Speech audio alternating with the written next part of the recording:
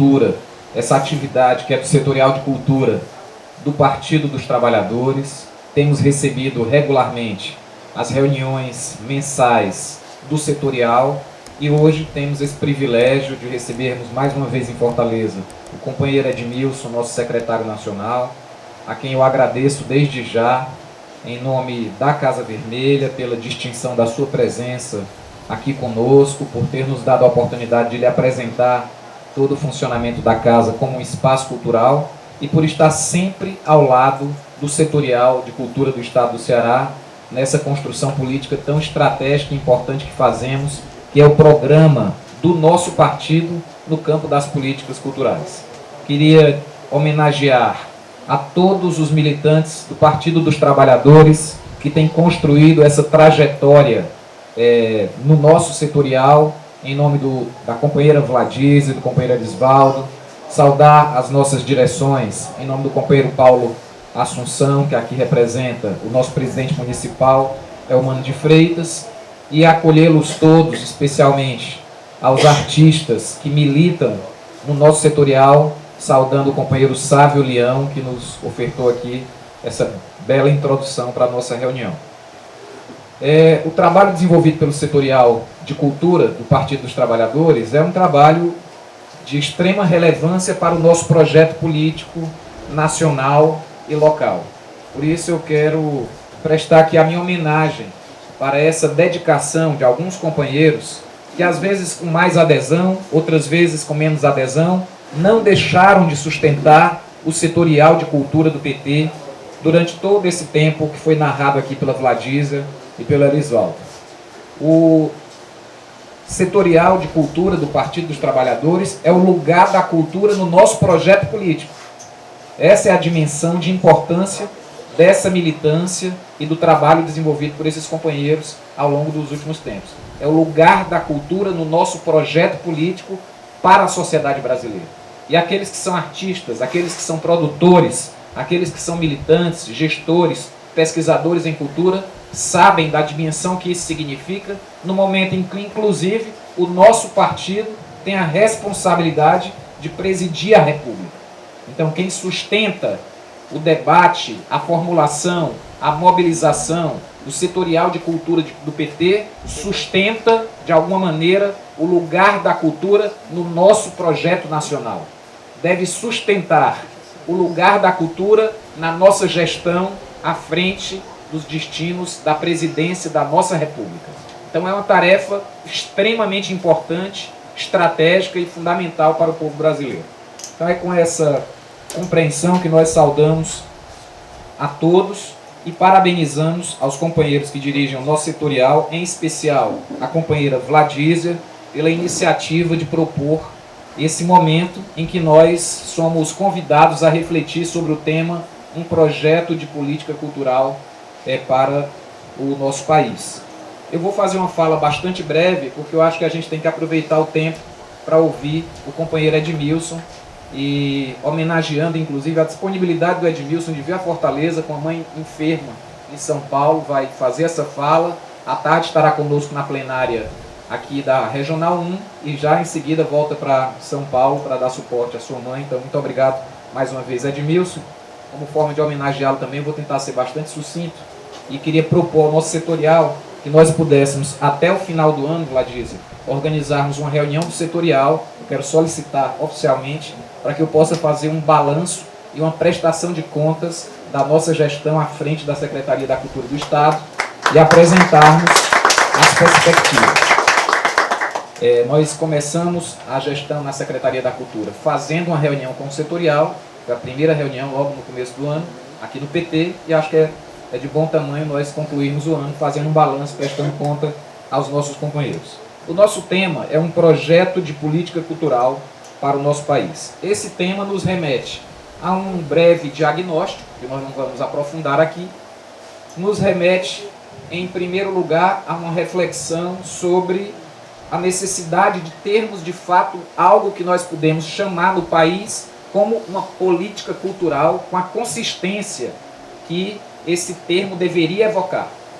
Então, será que podemos falar mesmo, já no Brasil, com esse percurso histórico das políticas culturais, com a evolução dessas políticas, podemos falar de uma política cultural realmente consistente, organizada num todo integrado de ações, estruturada a partir de uma relação de cooperação com os estados e com os municípios? Será que é correto, será que é adequado falar que dispomos efetivamente hoje de uma política cultural nacional?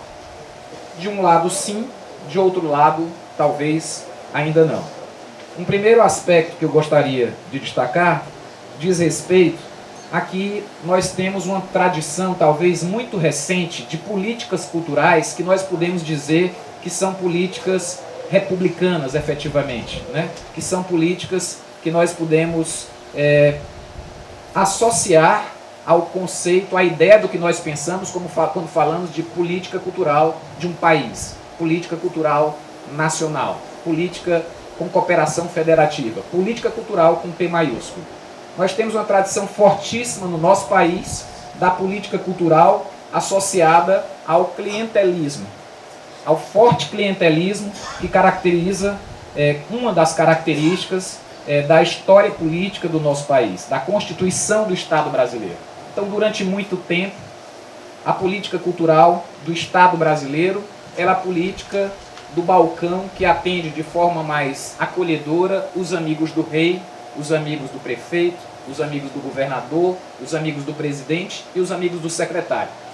A militância cultural no nosso país, a confluência dessa militância em vários movimentos sociais, inclusive no Partido dos Trabalhadores, e na Constituição de 1988, e nas mudanças constitucionais relativas à cultura depois de 1988, elas vão tentando estruturar aquilo que poderíamos de fato chamar de uma política cultural para uma república federativa.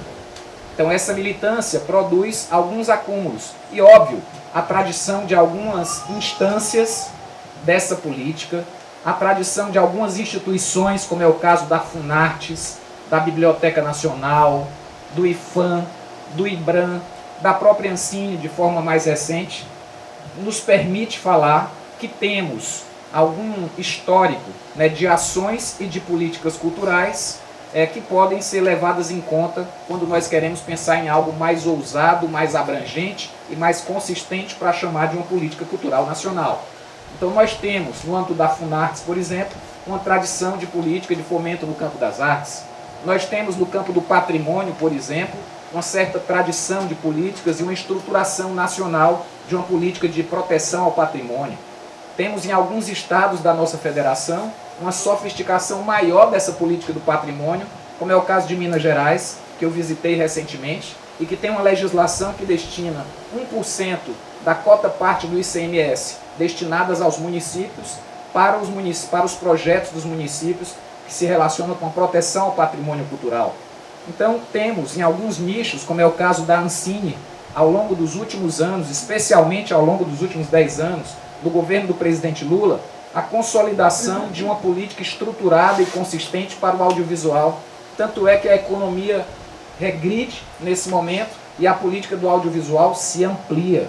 A Ancine acaba de anunciar um conjunto de editais, eu tive a oportunidade de comparecer ao lançamento dessa política, um conjunto de editais e de medidas que representam uma forte ampliação de recursos destinados à política do audiovisual. Com isso, o cinema brasileiro começa a renascer.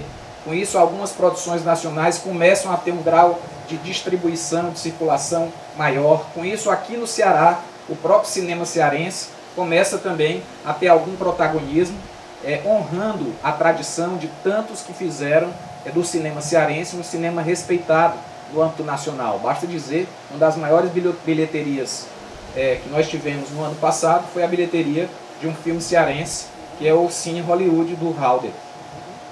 Então temos, por exemplo, na referência do mecenato, com a lei Rouanet, aqui no Ceará, com a lei Gereissati, depois a lei do mecenato estadual, temos uma forte tradição no país de políticas de incentivo à cultura associadas à renúncia fiscal, Temos a tradição do instrumento dos editais ao longo das últimas décadas, consolidadas em todos os níveis de governo, no nível federal, no nível estadual, no nível municipal. Temos inovações que nascem com os nossos governos, inovações que reconhecem as expressões, a potência que se faz espalhada em várias localidades do nosso país e cria um programa interessante, ousado, forte, articulado, que é o programa Pontos de Cultura, que ao longo dos últimos anos se consolida como um programa estruturante do Ministério da Cultura. Temos a discussão recente do Plano Nacional de Cultura, a discussão sobre um Sistema Nacional de Cultura prevista já na Constituição Federal, o texto da Constituição Federal determinando a ampliação progressiva, como estamos fazendo agora no estado do Ceará, dos orçamentos públicos destinados para a cultura. Então temos um conjunto de inovações legislativas, de tradições de políticas públicas, que nós podemos reconhecer como um bom material para nós podermos, de fato, falar de uma política nacional de cultura. Mas, na minha avaliação, não podemos ainda dizer que no Brasil temos, de modo consistente, potente, estruturado, algo que possamos apresentar como uma política nacional de cultura. Isso porque precisamos superar alguns desafios elementares para nós podermos falar de uma política nacional de cultura. E o primeiro desses desafios diz respeito ao financiamento. Então não tem mágica. O orçamento da cultura no estado do Ceará, quando nós assumimos, correspondia a 0,33% do orçamento geral do estado. Se nós formos discutir no âmbito nacional, não será exagero dizer que a nossa política cultural é a política da renúncia fiscal.